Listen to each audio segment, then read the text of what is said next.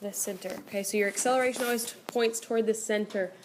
Now we're moving on to centripetal force, all right, or dynamics of uniform circular motion. When we see the word dynamic, dynamics means the forces, okay, forces that cause that motion. So we're looking at centripetal force today, or radial force. They use a subscript R, okay, in your book for radial. So these are three different equations. This one we've seen before. And where does this equation up top look familiar? F equals m times a? Yeah, what Newton's law is that? Which number? Second. Okay, that's Newton's second law. So we're taking the net force here, which is essentially our centripetal force, and we're taking mass times centripetal acceleration. Okay, so in these uniform circular motion problems, your net force is going to be your centripetal force. Okay. They walked through the derivation between where you plug in a sub r. So you can use the equation centripetal force equals mass times v squared over r if you're not given acceleration. You could solve for acceleration and then just plug it in, but you have all three of those equations as options. So you for sure want this one on your equation sheet. You might also want that one if you're not planning on using the acceleration equation to solve for that. So you can use either one of those two or both.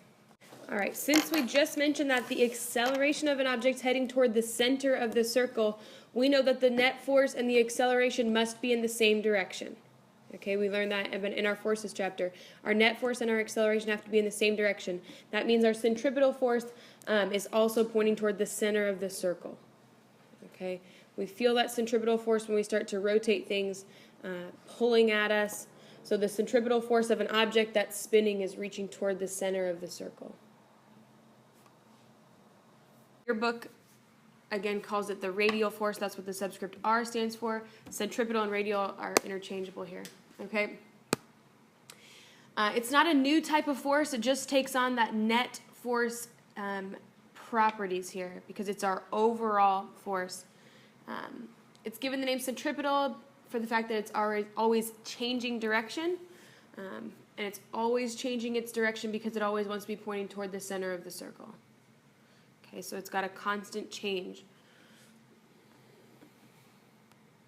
So figure 5.4 is on page 115. If you look at that person that's spinning that object in a circular path, you can see the force is perpendicular to the velocity vector.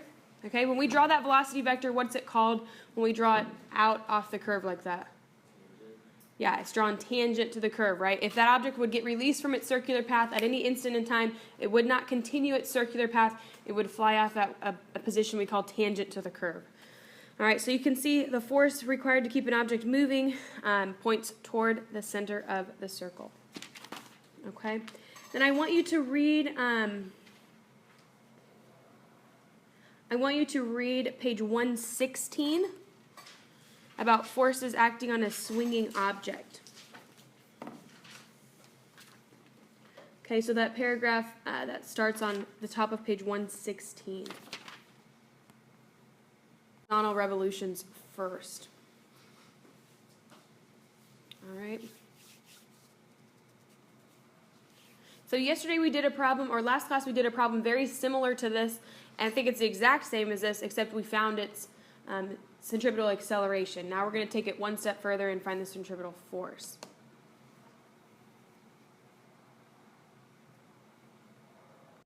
All right, so here we've got an object that's rotating in a horizontal or a flat circular pattern. So if you're swinging something in and around in a circular pattern, not vertically but horizontally. Okay.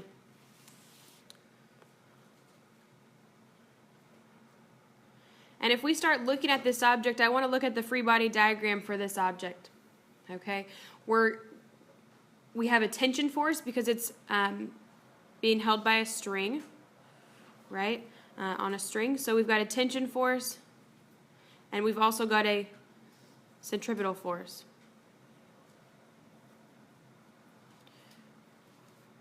Okay, we've got gravity too, but we're not really concerned about the vertical forces in this case. Okay, we're looking only at our horizontal.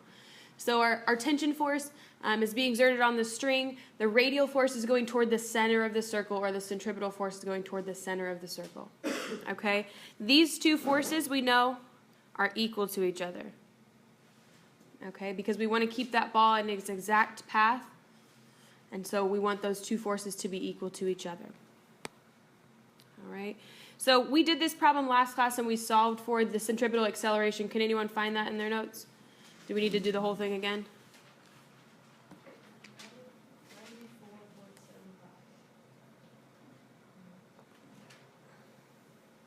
94.75. So we did this one last class. Okay, meters per second squared. All right, so now we've got this acceleration. We know that the tension and we know that the centripetal force are equal to each other, right? Tension is the force that we are exerting on the object. Centripetal force is the equal and opposite force that the object is exerting back on us. Okay? So to solve for centripetal force, we're going to take F sub r equals m times a sub r.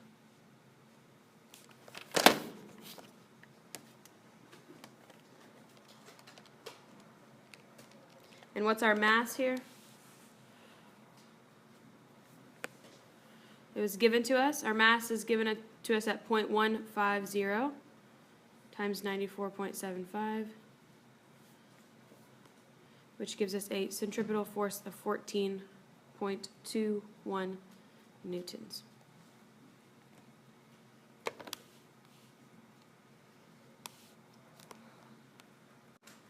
So go ahead and get written down what you need to, and then we're going to start on our problems here.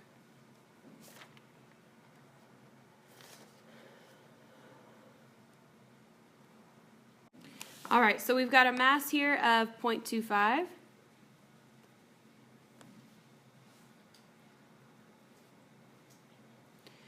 We have a radius of 0.5 meters. What's this tell us right here? The ball revolves 2 times every second. What's that telling us? It tells us frequency, right? Frequency is 2 revolutions per second.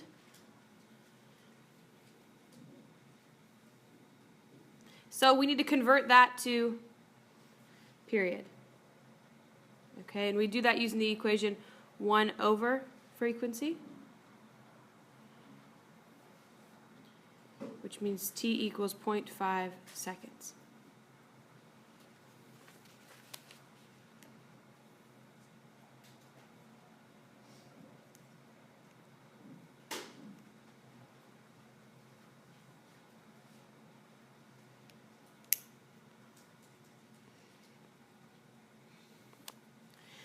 I also want to kind of make a note here that when we're doing these problems, our positive axes or our positive direction always is going to be toward the center of the circle.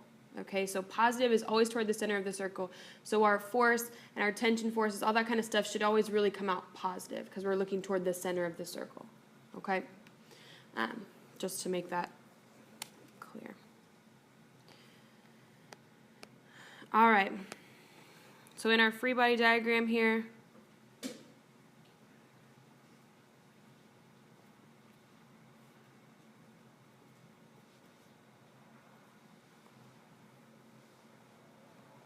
we want to find the tension in the string. And when we do that, we know that our centripetal force is equal to our tension force. Okay? If we go back and we think about our centripetal force as being our net force, you can get rid of it from your equation here and end up just saying F net is equal to Ft.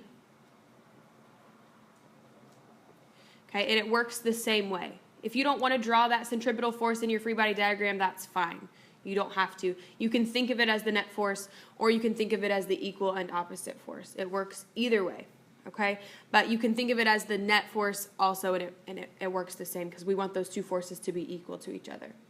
Does that kind of make sense? Okay. So we're still going to plug in F sub r equals Ft, not plus, equals Ft. We're solving for our force of tension here. We don't have a whole lot to work with. Where do we need to start with our centripetal force? Do we have velocity or acceleration? We have velocity? We need to find velocity. Yeah, good. Okay, so V equals 2 pi r over t.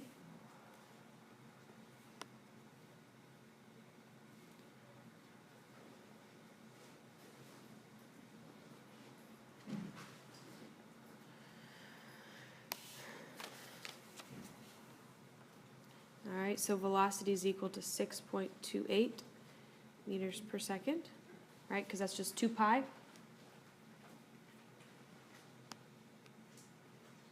Now we can go ahead and plug in m times v squared over r equals our tension force.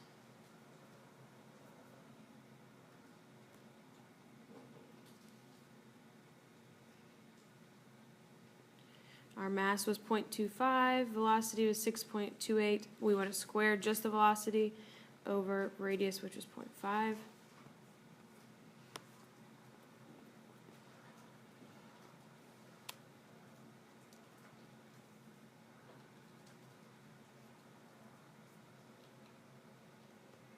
All right, and I got about 19.72 newtons. We agree? Okay. So if you want to follow along in the book, that's great, but we are going to do it together. So go ahead and get written down what you need, and we'll get started.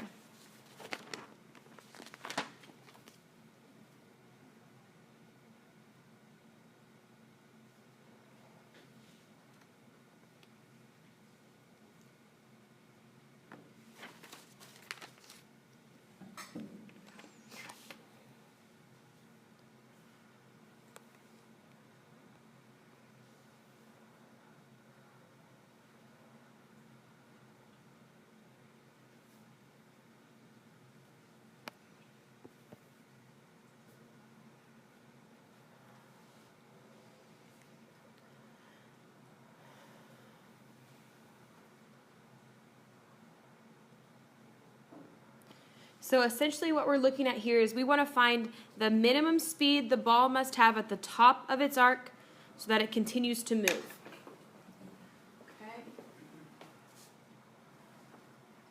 So if I'm moving this object in a circle, a vertical path, and if I don't exert it with enough force, what happens? It falls out of its path, right? If I don't keep enough speed going, it falls out of its path. So I'm going to find the absolute slowest speed that I can continue to rotate this at so it keeps its perfect circular path. Okay, because if I don't, it falls out. Okay, so we want to know exactly what speed I have to keep this moving at in order for the string to stay taut, right? We don't want it to get loose and slack out of it. We want it to stay in a perfect circular path. Okay, so that's going to be our goal, is that at the top of this path, what's the minimum speed that it can be going so that it keeps all the way in its circular path and it doesn't fall out of it. Okay, so we're looking at the top of its motion here. So that's what I drew up at the top arc. We've got two forces acting here. We've got force of tension in our string, and we've got force due to gravity.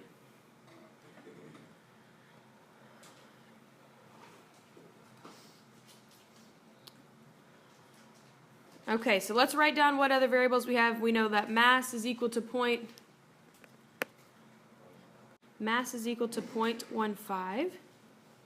We know that the radius is equal to 1.1 meters. So let's talk about what we mean for our forces here. Okay, we're thinking of our centripetal force, in this case, as our net force, right? It's our overall, it's pointing toward the center, so that's going to equal our tension force plus our gravitational force. The reason we add these two together is because we decided that the center of the circle was the positive direction. Okay, so these are both pointing in the positive direction. That's why we consider them, or that's why we are able to add them together instead of subtracting out gravity, right? They're both pointing toward the center of the circle. So The thing that's different about this problem is that since we're looking at the minimum speed, we're looking at just enough for this object to stay in its path. Okay, that means we don't want any tension in the string. We want just enough for it to stay there. We don't want it to be pulling on that string. So that means that when we're looking for minimum speed, the tension in that string should equal 0. Okay, it shouldn't be pulling on it too much. It should be just enough to keep it in position. So we want our tension here to equal 0.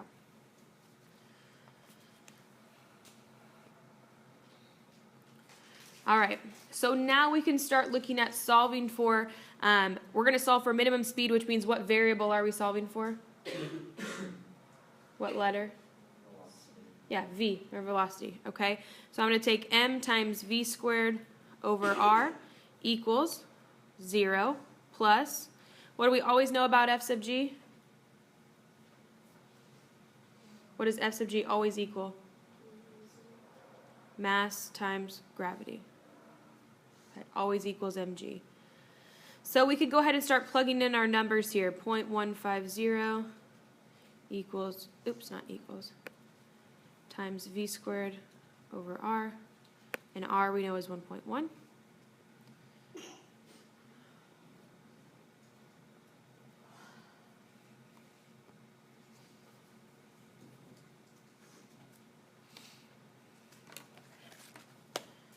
All right, so mathematically I'm going to take 0.150 times 9.8 and get 1.47. I'm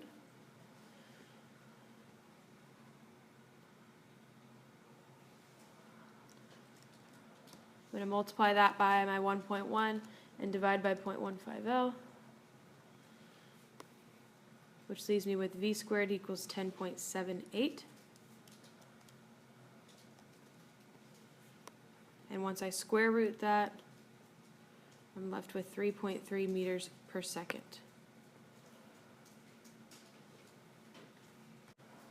Okay, so we ended with 3.3 here, and we're going to take a look now at the bottom of its path. Calculate the tension in the cord at the bottom of the arc, assuming the ball is moving twice the speed of part A, or twice the speed it was at the top of the arc. Okay, we're going to assume that it's moving at 2 times as fast. So here's what we're looking at here. We're at the bottom of our arced pathway. We've got our object at the bottom here. And this time our free body diagram, will tension and gravity be pointing in the same direction? No. Tension will be going toward the center of the circle. Gravity goes down like always.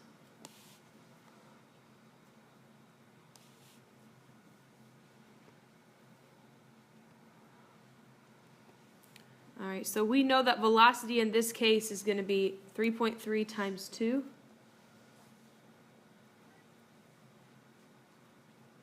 Because it told us that we're moving 2 times as fast as the speed we just solved for at the top. That's not always the case. Okay, that's just this example. Okay, that's not a rule of thumb or anything. Okay. Does the radius of our object change? Or the mass? No.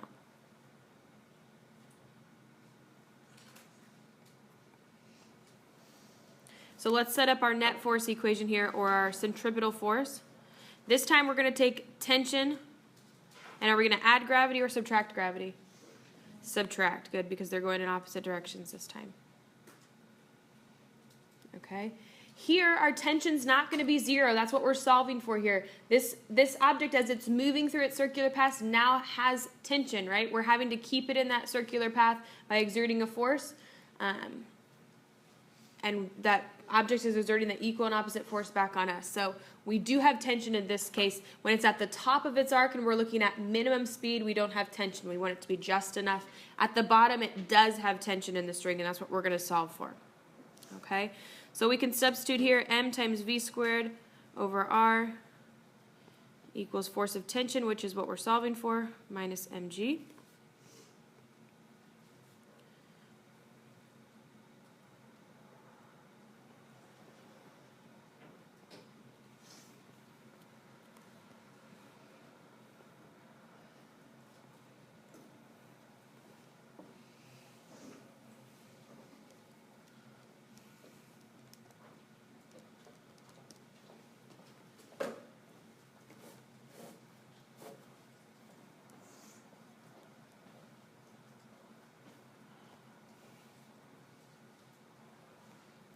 All right, so on the whole left side of the equation, I got 5.88 equals F sub t minus 1.47.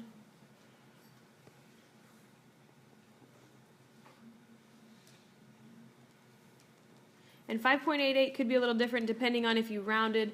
I kept the 6.56, whatever it was, in my calculator, so you could get a little bit different number for that 5.88, but you should have essentially the same thing, which means that the tension in our string is equal to 7.35 newtons. Okay, and it could be really anywhere between 7.35 and 7.4, depending on rounding. Okay? Own now.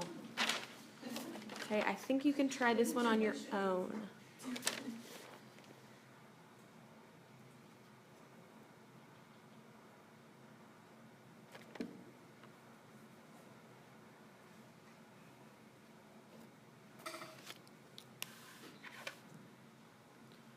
So let's first envision we're at the top of our path here.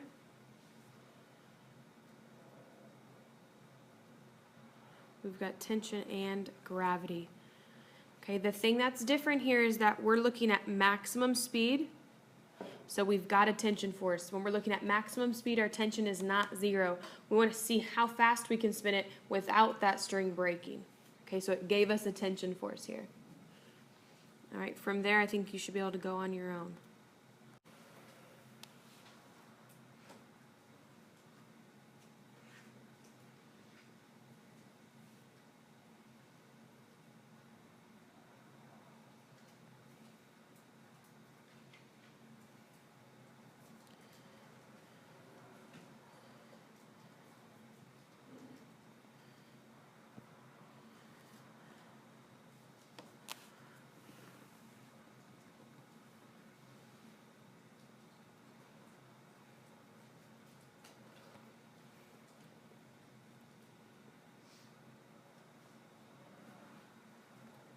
So I think you could do this one on your own as well.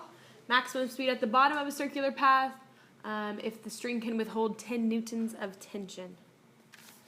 Okay, so this time we're given our tension force.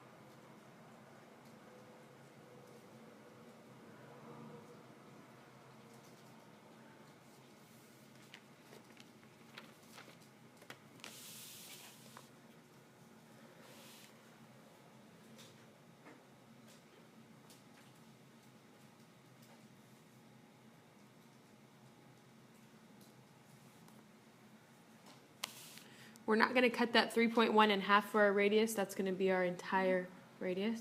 Okay? You don't have to cut that in half. That's going to be our radius.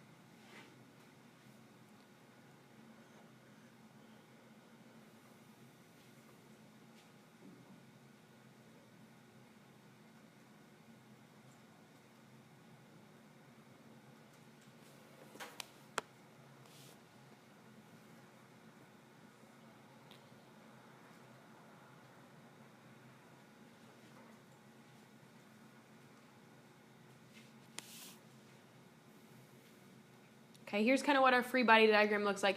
If we're rounding a curve, friction is pulling us, trying to keep us in the center, right? It's trying to keep us in track. As we round a curve, our car wants to skid to the outside. Friction is opposing that and pushing us back in. Okay, that's how you can kind of think of it. But friction is meant to keep us in the right spot. Okay, so let's go ahead and write what we know here. We know that mass is 1,000. We know radius is 50. We know that velocity is 14. And for the first thing that we're looking at here, our coefficient of friction is 0.60. Okay, for the first application.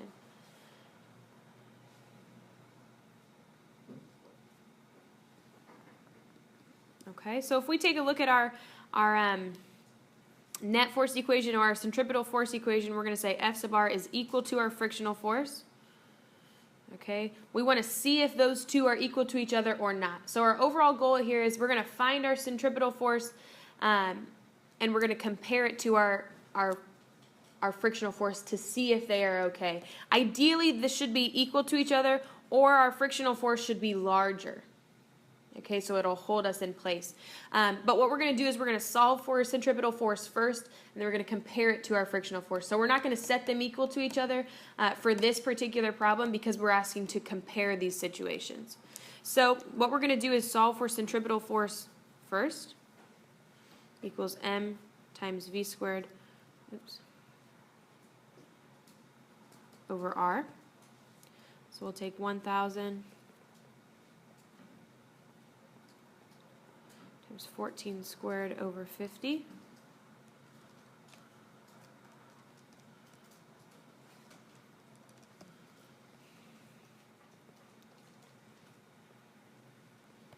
So that's our centripetal force. Okay, that's the force at which we feel that we're exerting, okay, that we're pulling in. So now we're going to find our frictional force, and we're going to see if it's larger or smaller than our radial force or our centripetal force. Which would we want to be larger here?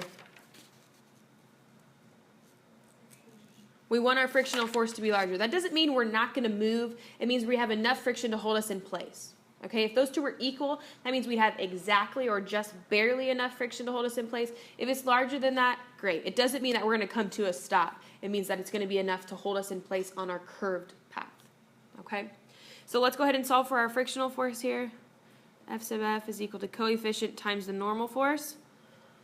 What can we do to solve for the normal force in this case?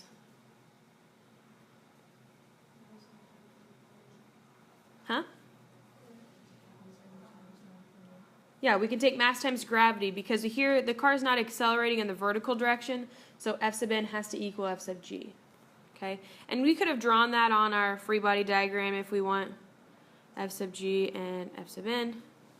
We know those two are equal because our car is not moving up and down at all. Okay, so that means F sub n is going to be 9,800. And we'll take 0.6 times 9,800.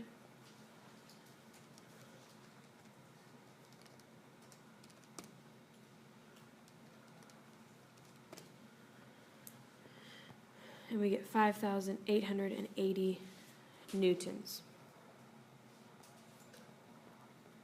So that means in this case, will our car make the curve safely? Is 14 meters per second too fast? No. No. Okay, this doesn't mean that the frictional force is enough to bring us to a stop. This means that it's enough to hold us in place, right? It's exerting enough of a frictional force to keep us on our circular path. Okay, so yes, they will make it in this situation. Let's look now at if the road is icy. What's the only thing that changes? The coefficient right here. So we don't need to recalculate the centripetal force because it doesn't say our velocity is changing. We're going to see if we can move at that 14 meters per second speed for an icy road condition. So I'm going to get rid of this here. And we're going to take the coefficient, which is 0.25 times 9,800.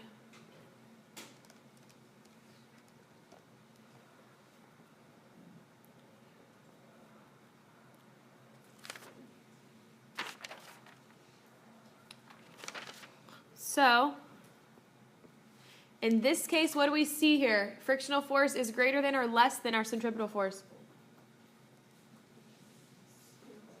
Our frictional force is greater than or less than? Less than. So what does that mean is going to happen to our car?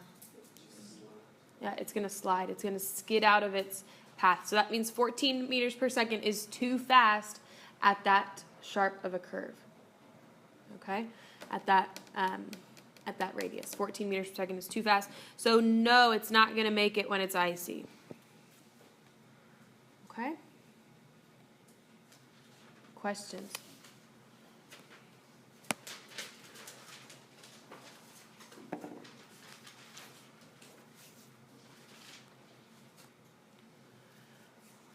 All right.